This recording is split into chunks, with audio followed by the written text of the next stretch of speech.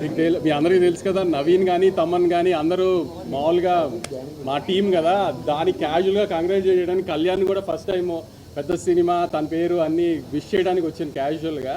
దానికి తమన్ ఇరికించాలని కూర్చోబెట్టాడు ఇక్కడ. మర్చిపోయారండి, మా సినిమా సీరియల్ డిస్ట్రిబ్యూటర్ కూడా ఈయనండి.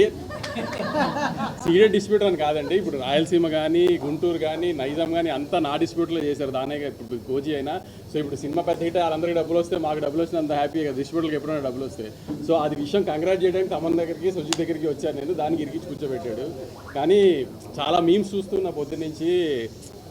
మా 12 ఏళ్ళు ఆకలి తీర్చేశారు, ఇది అది ఇది అది అత్తారింటికి దారి తర్వాత అలాంటి ఆకలి తీర్చావు అనేది.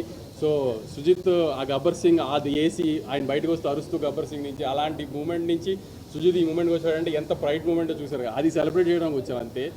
Very very happy. Interval interval తర్వాత 5th రీల్ మాత్రం థియేటర్లో AMBA ఊగిపోయింది అసలు. యాక్చువల్లీ ఇంక సింగిల్ స్క్రీన్స్ ఎలా ఉంటుందో ఊహించలేదు. అందుకే శ్రీరాములు కానీ సుదర్శన్ కానీ ఇంకా వెళ్ళలేదు, అంత ధైర్యం చేయలేదు. కానీ తప్పకుండా ఈ థియేటర్కల్ ఎక్స్పీరియన్స్ మాత్రం మిస్ అవ్వకండి. It's one of it's kind. Kalyan గారు ఇట్లా కళ్యాణ్ గారి మీద ఉన్న ప్రేమ అది కనబడుతుంది స్క్రీన్ మీద. సుజిత్కి తమన్కి నవీన్కి వీళ్ళందరికీ ఉన్నది. ఇంకేమన్నా సినిమాని మాత్రం థియేటర్ చూడటం మిస్ అవ్వకండి. అది సినిమా వాళ్ళది. మీరు Q&A ఉంటే ఆల్రెడీ